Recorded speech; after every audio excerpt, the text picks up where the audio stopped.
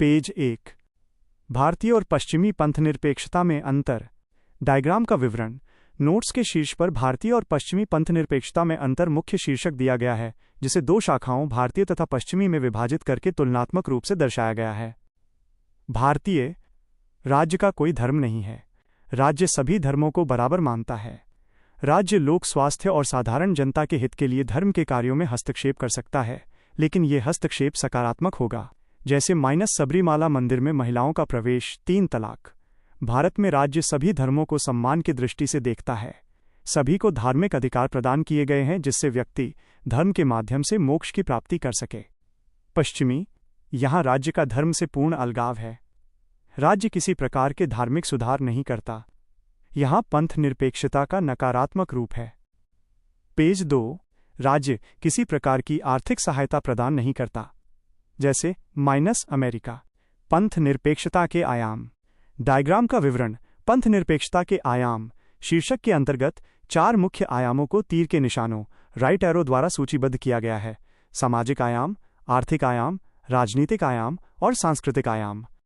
Right arrow, सामाजिक आयाम right arrow, आर्थिक आयाम राइट एरो, राजनीतिक आयाम राइट एरो, सांस्कृतिक आयाम।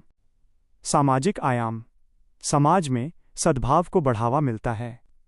समाज के सभी वर्गों के मध्य परस्पर सम्मान और सहयोग है। आर्थिक आयाम। भारत में संसाधनों पर सभी को समान अवसर दिए जाते हैं। समानता और न्याय पर बल देकर सभी धर्मों को उचित अवसर प्रदान किया जाता है। राजनीतिक आयाम। राजनीतिक सत्ता पर किसी एक वर्ग का एकाधिकार नहीं, सभी वर्गों का राजनीति में प्रतिनिधित्व है, जिससे लोकतांत्रिक सिद्धांतों का संरक्षण होता है। पेज 3। सांस्कृतिक आयाम। सभी धर्मों को अपनी समृद्ध सांस्कृतिक विरासत और विविधता को संरक्षण करने का अधिकार मिलता है। ये धर्मनिरपेक्षता से ही संभव है। भारत में गंगा जमुनी संस्कृति तहजीब देखने को भी मिलती है। पंथ निरपेक्षता के समक्ष चुनौतियां। 1. सांप्रदायिकता और राजनीतिक ध्रुवीकरण राइट एरो। धर्म के आधार पर राजनीति किया जाना राइट एरो। वोट बैंक की राजनीति का प्रयोग करना राइट एरो। सरकार और राजनीतिक दलों के द्वारा किसी विशेष वर्ग को राजनीतिक लाभ दिया जाना तुष्टीकरण की राजनीति। 2. धार्मिक हिंसा और कट्टरता राइट एरो। वर्तमान समय में धार्मिक हिंसा और कट्टरता की घटनाएं लगातार सामने आ रही हैं। ये पंथ निरपेक्षता को चुनौती हैं, जैसे धर्म के आधार पर हेट स्पीच, गुजरात दंगे, बिहार यूपी में हिंसा। 3. धर्मांतरण राइट एरो। लोगों का धर्म परिवर्तन कराना पंथ निरपेक्षता के समक्ष चुनौती है। वर्तमान में कुछ राज्यों के द्वारा धर्मांतरण के संबंध में बनाए गए कानून धार्मिक स्वतंत्रता पर एक नई बहस को जन्म देते हैं।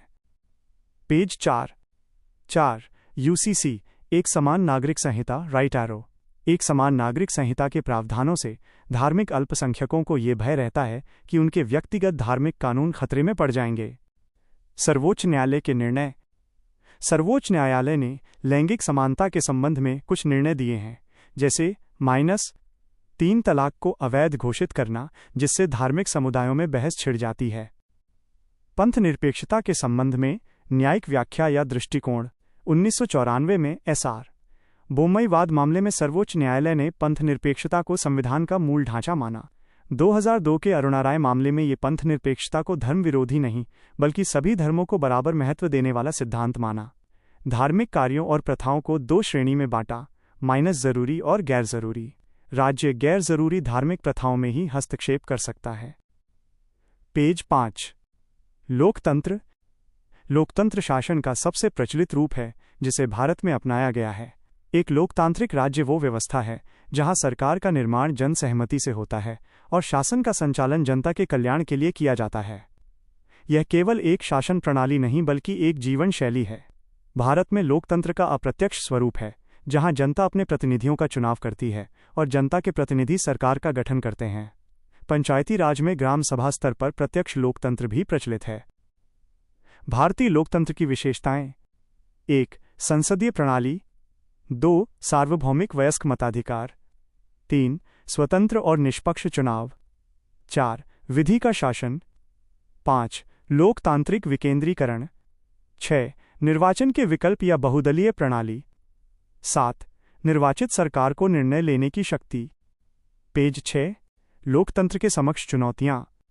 चुनाव में जाति और धर्म की भूमिका, लोकतांत्रिक संस्थाओं का क्षरण, चुनाव प्रक्रिया पर प्रश्न चिन्ह, अंतःदलीय लोकतंत्र का अभाव, राजनीति का अपराधीकरण, चुनाव में धन और बल का प्रयोग।